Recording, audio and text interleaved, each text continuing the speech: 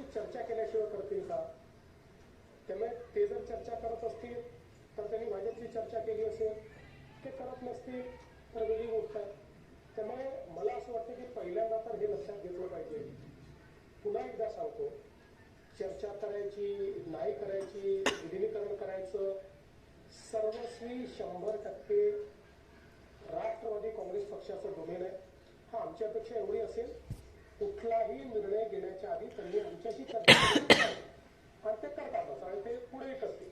त्यामुळे याही संदर्भात दुसरं, समजा अजित पवार साहेब अशा प्रकारच्या चर्चा करत होते तर ती चर्चा ते एनडीएतनं बाहेर पडण्याकरता करत होते का?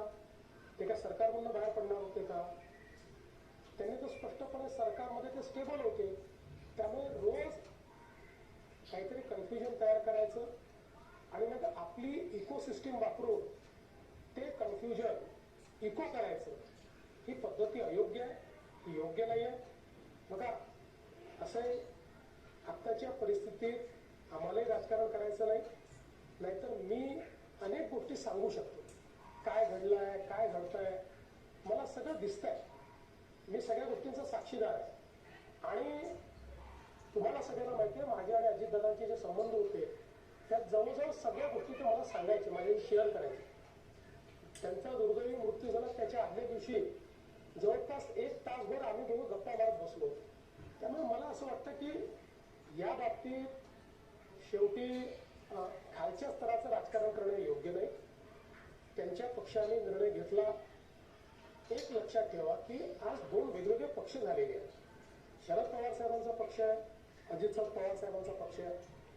आता अजित पवार साहेबांच्या पक्षाने हा निर्णय घेतला की आमचं नेतृत्व हे सुनेत्राताईंनी करावं आणि त्यांनी हा निर्णय घेतला की सुनेत्राताईंनी नेतृत्व करण्याकरता शपथविधी करावा. त्यांनी सुनेत्राताईंना सांगितलं, सुनेत्राताईंनी त्या ठिकाणी तो शपथविधी केला. त्यामुळे हा निर्णय सर्वस्वी राष्ट्रवादी काँग्रेस पक्षाचा आहे.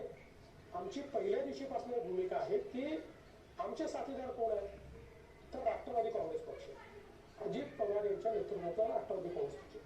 त्यामुळे आमच्या साथीदारांनी जो निर्णय घेतला त्या निर्णयाच्या पाठीशी उभं राहणं ही आमची जबाबदारी आहे. ती जबाबदारी आम्ही कालही केली, आजही करू. शपथविधी झाला, त्याच्यावर बरीच टीका होती की काही शपथविधी झाला किंवा राष्ट्रवादी पक्ष सुरक्षित ठेवण्यासाठी हा निर्णय घेण्यात आला.